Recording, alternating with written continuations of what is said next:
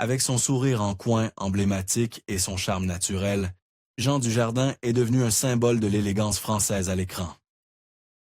De The Artist à OSS 117, il a conquis les cœurs sans avoir besoin de beaucoup de mots.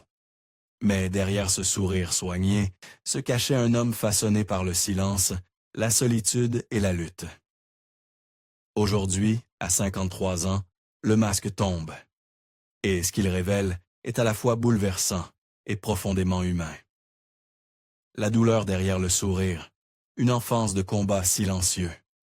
Avant les récompenses, les gros titres et la reconnaissance internationale, la vie de Jean Dujardin était marquée par quelque chose de bien plus discret. Une solitude profonde et persistante. Né le 19 juin 1972 à Rueil-Malmaison, un banlieue de classe moyenne à l'ouest de Paris, Dujardin est arrivé au monde, comme le plus jeune de 4 fils dans un foyer modeste. Son père, Jacques Dujardin, dirigeait une entreprise de bâtiment, tandis que sa mère, également prénommée Jacqueline, était mère au foyer. S'il ne manquait ni nourriture ni vêtements, la chaleur des liens familiaux, elle, se faisait plus rare. De son propre aveu, Jean a décrit son enfance comme marquée par une invisibilité émotionnelle. Il n'y avait pas de maltraitance à proprement parler, mais peu d'affection aussi. J'étais le petit dernier, celui dont on n'avait pas vraiment à s'occuper, a-t-il confié au journal du dimanche. Alors je me suis effacé. Ses frères étaient plus bruyants, plus sportifs, plus masculins au sens traditionnel. Jean était différent, sensible, observateur, mal à l'aise dans son corps. À l'école, ce n'était guère mieux. Il a fréquenté le lycée Georges Clemenceau à Nanterre, où il se sentait déconnecté des attentes rigides du système éducatif français. On ne nous encourageait pas à nous trouver, a-t-il dit un jour. On nous clonait pour entrer dans un moule. Les professeurs valorisaient la conformité. La créativité était perçue comme une forme d'insubordination.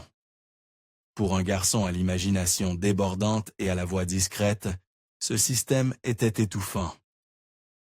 Il peinait à s'impliquer dans les cours, accumuler du retard et se sentait de plus en plus exclu, aussi bien par ses camarades que par les adultes. J'en dira plus tard que c'est à l'adolescence qu'il a commencé à observer les gens presque de façon clinique, à les regarder, les imiter, décoder leurs expressions et leurs postures. Peut-être que je suis devenu acteur parce que c'était le seul moyen d'être vu sans être moi-même, a-t-il admis. Son envie de faire rire ne venait pas d'un goût naturel pour la scène. Elle naissait d'un besoin désespéré de connexion. Pourtant, même dans ce vide affectif, quelque chose a commencé à naître. Dans le secret de sa chambre, Jean trouvait refuge dans l'humour.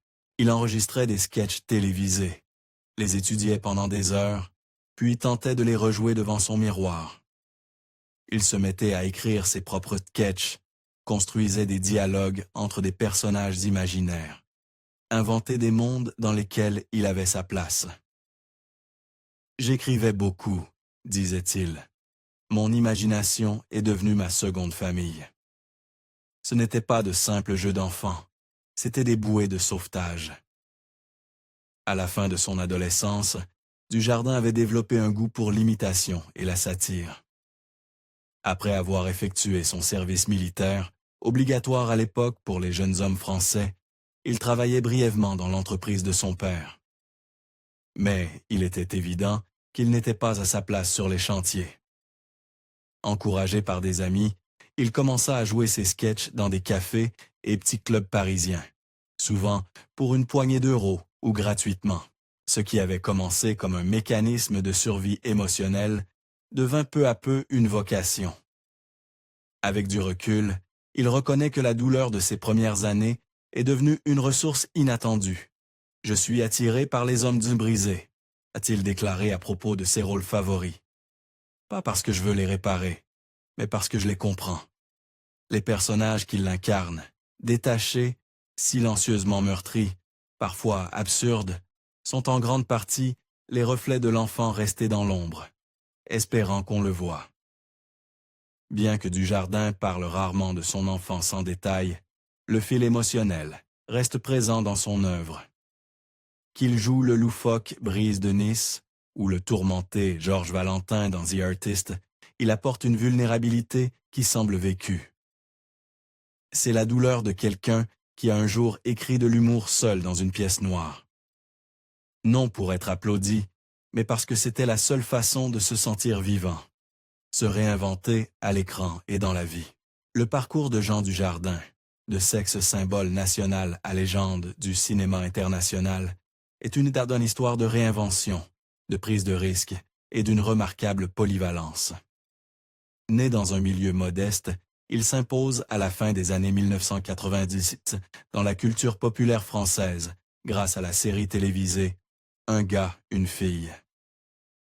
Cette sitcom quotidienne, dans laquelle il partageait l'affiche avec Alexandra Lamy, devient un phénomène. Elle raconte le quotidien d'un couple excentrique et amoureux. Et l'alchimie à l'écran n'était pas que fiction. La série propulse les deux acteurs au rang de stars et marque le début d'une romance très médiatisée, qui fait d'eux le couple préféré des Français. Mais Dujardin, éternel, insatisfait, ne se contente pas de jouer le voisin charmant. Il veut plus que les rires d'un public de sitcom, il veut se dépasser. Après l'arrêt de la série, il prend des risques créatifs. En 2005, il joue dans Brise de Nice, une comédie déjantée parodiant la culture surfeur. Malgré les critiques, le film est un succès au box-office, confirmant son pouvoir d'attraction. Une suite sortira 10 ans plus tard. Mais le vrai tournant survient avec sa collaboration avec Michel Hazanavicius, d'abord dans OSS 117. Le Caire, nid d'espion, une parodie audacieuse de films d'espionnage qui prouve que Dujardin peut allier comédie physique et ironie subtile. Puis arrive 2011 et tout bascule. The Artist, film muet en noir et blanc situé dans le Hollywood de la fin des années 90, est un pari fou. Tourné presque en silence, avec intertitres et musique orchestrale, le film est à la fois un hommage à une époque révolue et un test de pur jeu d'acteur. Dujardin, dans le rôle de Georges Valentin, star du muet sur le déclin, livre une performance envoûtante, pleine de charme, de vulnérabilité et de grâce tragique. Le rôle exige des yeux expressifs, un timing parfait et une maîtrise émotionnelle, qu'il l'offre avec une précision remarquable. Le film est présenté à Cannes et Dujardin. Il remporte le prix d'interprétation masculine. Quelques mois plus tard, il décroche le BAFTA, le Golden Globe, le Saga Award, puis l'Oscar du meilleur acteur en février 2012, devant George Clooney, The Descendants et Brad Pitt Moneyball. Il devient le premier acteur français de l'histoire à remporter l'Oscar du meilleur acteur. La France exulte. Il devient du jour au lendemain un ambassadeur mondial du cinéma français, et pourtant, il refuse de se laisser enfermer par Hollywood. Alors que le public américain espérait le voir rester, Dujardin choisit de demeurer enraciné en Europe. Je ne vais pas devenir le Français de service dans chaque grosse production américaine, dit-il. Ce n'est pas la vie que je veux. Il accepte néanmoins quelques rôles triés sur le volet, comme dans Le Loup de Wall Street, aux côtés de Leonardo DiCaprio, ou dans The Monuments Men avec George Clooney. Mais il reste prudent. La célébrité s'accompagne de pression, et il tient à garder le contrôle sur sa carrière et sur sa vie. Le jour où je suis devenu un homme, c'est celui où j'ai enfin pu choisir mon propre chemin. A-t-il un jour confié? Ce chemin le mène vers des rôles plus nuancés, parfois sombres. Il incarne un père endeuillé dans La French, un homme politique dans Président, et accepte le rôle controversé d'Alfred Dreyfus dans J'accuse de Roman Polanski. Le film provoque une vive polémique en raison du passé judiciaire du réalisateur et Dujardin se retrouve en pleine tourmente. Le ministre de la Culture, Frank Richter, critique publiquement le projet avant même sa sortie. Dujardin, excédé, rappelle que « J'accuse » est avant tout un article célèbre d'Émile Zola. et non une caution donnée au réalisateur. Malgré la controverse, J'accuse est salué par la critique et reçoit le grand prix du jury à la Mostra de Venise. Mais pour Dujardin, le prix à payer est réel. Des rumeurs de déclin circulent. Il confie à des proches qu'il traverse des événements tragiques et laisse entendre que sa place dans la lumière pourrait s'éteindre. Il est blessé par les critiques du milieu et par la sensation d'abandon, notamment, dit-on, une pique à peine voilée de son ex-femme Alexandra Lamy. Pourtant, Dujardin persévère. En 2025, il fait de nouveau les gros titres avec Zorro, une réinterprétation en français du héros masqué sur Paramount+. Endosser un tel rôle iconique est un défi. À 52 ans, j'ai encore un peu d'essence dans le réservoir, dit-il, en riant mais non sans fatigue. Le projet exige de lui autant d'instinct comique que de profondeur dramatique, un équilibre qui l'affine depuis des décennies. Son héritage est désormais celui d'un artiste insoumis. Jamais satisfait d'être catalogué, jamais totalement séduit par les sirènes d'Hollywood, Jean Dujardin a choisi la voie la plus difficile, celle de la réinvention, de l'intégrité et de l'examen de soi constant. Chaque rôle qu'il endosse semble porter un peu du garçon qui s'évadait dans l'imaginaire pour se sentir moins seul. Et chaque performance, légère ou magistrale, porte le poids d'un homme qui refuse d'être autre chose que lui-même. La mort qui l'a bouleversé. Alors que les projecteurs se rallumaient sur Jean Dujardin en 2025, avec la sortie de Zorro, le moment aurait dû être une célébration, un retour triomphal sur le devant de la scène culturelle. Mais quelques jours avant la première de la série sur Paramount+, l'acteur fut frappé par un drame personnel profond qui éclipse à tout le reste. Le 5 septembre 2025, le réalisateur français Laurent Tirard, l'un des collaborateurs les plus proches de Dujardin, s'est éteint à l'âge de 57 ans. Pour Dujardin, ce n'était pas seulement la perte d'un partenaire artistique, mais celle, déchirante, d'un ami qui avait profondément influencé sa vie intérieure et sa trajectoire créative. Leur collaboration avait pris son envol grâce à 2 projets clés. Un homme à la hauteur et le retour du héros. Dans ces 2 films, Tirard offrait à Dujardin des rôles complexes qui l'obligeaient à puiser plus profondément dans son registre émotionnel, au-delà du charme désinvolte et de la finesse comique auquel le public était habitué. Grâce à la direction de Tirard, il incarna un homme rongé par ses complexes dans le premier et un soldat arrogant, devenu imposteur dans le second. Ces rôles lui permirent de tourner en dérision l'ego masculin, tout en révélant la fragilité. Une subtilité que seul un réalisateur comme Tirard pouvait faire émerger avec délicatesse. Mais leur lien allait bien au-delà du cadre. Il reposait sur une sensibilité partagée, un amour commun de l'ironie, une admiration pour la narration cinématographique à l'ancienne et une compréhension intime de la difficulté de concilier ambition artistique et vulnérabilité humaine. Les proches affirmaient que leur relation était rare dans le cinéma français, marquée par la confiance mutuelle, la liberté créative et la transparence émotionnelle. Ils pouvaient se confronter sans se blesser, même au cœur des tensions inhérentes à la création. Lorsque Tirard tomba gravement malade au début des années 2010, il confia son combat à un cercle restreint. Diagnostiqué avec une maladie sévère nécessitant une greffe de moelle osseuse en 2012, les complications furent dévastatrices. La greffe déclencha une maladie du greffon contre l'autre, un mal cruel où les cellules immunitaires du donneur attaquent les tissus du receveur. Elle ravagit le corps de Tirard, touchant sa peau, ses poumons, son foie et ses intestins. Les souffrances furent atroces, prolongées, rendues encore plus dures par le silence qu'il conserva en public. Mais Dujardin savait.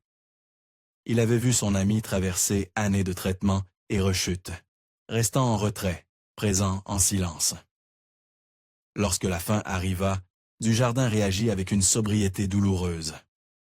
Sur Instagram, il publia un portrait noir et blanc de Tirard, accompagné d'un message à la fois tendre et définitif. On s'est dit des mots et des beaux moments. Adieu Laurent. Cette phrase nue, sans pathos, résonna plus fort que n'importe quel hommage grandiloquent. Derrière ces quelques mots se cachait un océan de chagrin, une amitié faite de rires, de créations, de risques artistiques et finalement de pertes. Le monde du cinéma français fut secoué. Des figures publiques comme Paul Belmondo, Gilles Lelouch, Éric Toledano, Olivier Nakache, Elsa Zilberstein et Émilie Dequesne exprimèrent leur tristesse. Mais pour Dujardin, le deuil fut plus intime et peut-être plus transformateur. La mort de Tirard ébranla quelque chose de fondamental en lui. Dans les interviews qui suivirent, il adopta une retenue inhabituelle. L'étincelle malicieuse dans ses yeux, si familière, laissa place à une tonalité plus grave. Il parle moins de performance et plus d'impermanence. Certains de ses proches évoquèrent plus tard une forme de retrait discret, une mise à distance douce, des exigences de la célébrité. Ce drame cristallisa ce que Dujardin affrontait déjà depuis des années. Le poids de l'âge mûr, le coût d'une longévité dans un milieu obsédé par la jeunesse et la vérité que certaines blessures ne se soignent pas à coups d'applaudissements. À 53 ans, il ne cherchait plus à séduire toutes les pièces, ni à plaire à tout prix.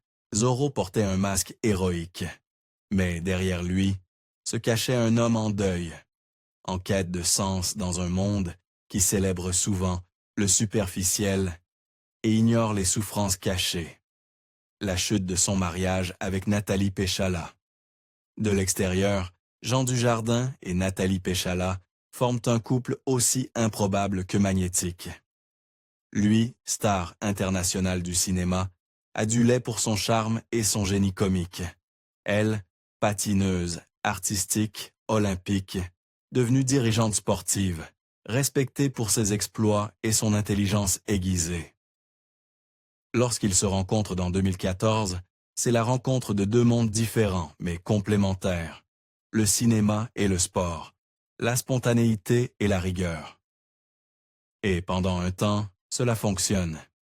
Discrètement, élégamment, ils construisent une vie à l'écart du tumulte médiatique. Leur histoire d'amour fleurit rapidement, mais dans la plus grande intimité. Dujardin, tout juste auréolé de son Oscar et toujours baigné dans la gloire mondiale de The Artist, trouve en Nathalie une femme qui ne le traite pas comme une célébrité. Elle est ancrée, lucide, et a bâti sa propre carrière sur la discipline et la persévérance. Lui, en retour, lui offre une sensibilité et une chaleur qui séduit son entourage. Ils se marient lors d'une cérémonie discrète et accueillent en leur première fille, Jean, en 2015, un moment que Dujardin qualifiera de « chapitre le plus paisible et joyeux de ma vie », dans une rare interview. Côté professionnel, chacun s'épanouit. Dujardin enchaîne les rôles, dans des films français de plus en plus profonds et introspectifs, tandis que Péchala passe du sport de haut niveau à un poste de direction à la Fédération française des sports de glace. Son mandat est marqué par la réforme, la prise de parole et une position ferme contre les abus dans le milieu sportif. Un travail qui exige maîtrise, sens politique et courage moral, des qualités qu'elle avait déjà perfectionnées sur la glace. Leur deuxième fille, Alice, naît en 2021. Mais à ce moment-là, leurs proches commencent à percevoir des fissures. Dujardin, toujours plus introverti que son image publique ne le laissait croire, devient de plus en plus distant. S'il continue de sourire devant les caméras et joue le rôle de père aimant, c'est souvent Nathalie qui assure l'équilibre émotionnel du foyer. Elle est, selon une amie, l'ancre d'un navire qui dérivait lentement. En 2023, la tension devient difficile à ignorer. Dujardin confie ressentir une fatigue croissante, non seulement physique, mais existentielle. Dans ses interviews, Il évoque un désir de silence, un malaise face aux attentes constantes. Son rôle dans Zorro, exigeant et symbolique, semble plus l'épuiser que le galvaniser. Alors que le public célèbre son retour, lui se retire un peu plus du monde, y compris de Nathalie. Des sources proches du couple parlent, toujours anonymement, d'une relation minée par une incompatibilité émotionnelle. Ce n'est pas un drame. Il n'y a pas de scandale, ni de déballage médiatique, juste une érosion discrète du lien, des conversations manquées, des silences prolongés, des rythmes affectifs qui ne coïncident plus. Nathalie, habituée à la clarté du sport de haut niveau, se dit frustrée par les sautes d'humeur de Jean et son mutisme croissant. Sa mélancolie, autrefois fascinante à l'écran, s'est infiltrée dans leur vie privée. Le couple se sépare officiellement en 2024, avec la même discrétion que celle qui avait caractérisé leur union. Pas de communiqué, pas de bataille pour la garde. Ils se quittent en silence, avec respect. Mais ce silence en dit long. Pour Dujardin, hanté depuis l'enfance par un sentiment d'invisibilité, cette rupture semble refléter quelque chose de plus profond. Un besoin obstiné d'être vu, compris, reconnu autrement. Dans ses interviews suivantes, sans jamais évoquer directement le divorce, il laisse entendre une lassitude émotionnelle. Parfois, disait-il, le plus dur n'est pas le rôle, c'est de rentrer chez soi et continuer la comédie. Certains y voient une allusion à son mariage, à la pression de jouer l'époux parfait, le père présent, quand lui-même cherchait encore à se construire. Pendant ce temps, Nathalie reprend ses fonctions publiques avec une clarté nouvelle. En 2025, elle publie un essai dans le Journal du Sport sur la force mentale et la responsabilité institutionnelle. Écrivant « On ne peut pas diriger si l'on passe sa vie à éteindre les feux émotionnels des autres. Parfois, survivre, c'est s'éloigner des flammes. » Ce n'était pas une référence explicite à son mariage, mais le sous-texte était évident. Prendre la parole sur le hashtag #DlaxionMeToo. En 2025, Jean Dujardin a fait ce que peu de stars masculines françaises avaient osé.